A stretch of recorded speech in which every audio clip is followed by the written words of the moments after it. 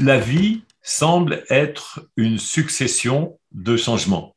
Autrement dit, une continuité d'existence. Donc, quand il y a des événements qui nous surprennent ou qui créent des ruptures de rythme de vie, alors on parle de changement. Parfois, c'est nous qui faisons ce choix du changement.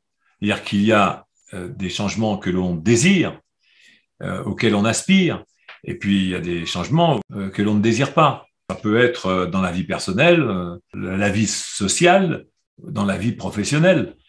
Donc, les changements, c'est bien ça, c'est qu'il y en a auxquels on aspire et puis ceux auxquels on n'aspire pas du tout. Puis ceux qui ne nous dérangent pas, ceux avec lesquels on compose.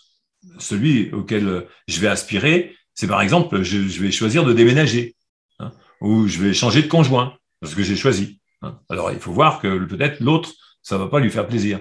Donc là, il y a un changement désiré, choisi, que j'accueille bien, moi, hein. Et puis il y a l'autre qui va avoir un changement qui va pas être bien accueilli parce qu'en fait, il n'est pas désiré. Donc, il y a comme ça des états du changement. Hein, on peut les énoncer en 4 types d'états. Mais tout ce qui est important, c'est bien de constater que c'est ma relation avec la réalité qui va faire que je vais considérer que c'est un changement que je vais subir ou sur lequel je vais pouvoir interagir. Que quoi qu'il en soit, si je regarde dans une perspective d'avenir, il va y avoir une absorption des effets sur ma vie de ce changement-là.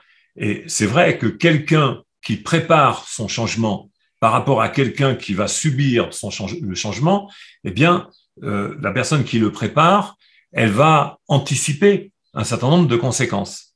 Eh bien, aussi, ce qu'il faut, c'est pouvoir anticiper ces conséquences-là. Alors, c'est facile de pouvoir en parler quand on n'est pas dedans. C'est quand on est dedans, confronté à un changement, que là, on peut se dire comment faire.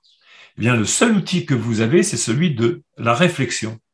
Réfléchir, non pas penser seulement, parce que penser, c'est rester sur une superficialité de ce qui se passe. Tandis que réfléchir, c'est de pouvoir voir l'inverse, c'est pouvoir regarder autrement. Et c'est ça, comment ne pas subir un changement, c'est pouvoir regarder autrement la situation. Déjà vous dire que le changement, c'est quelque chose qui n'existe pas. C'est une continuité d'existence.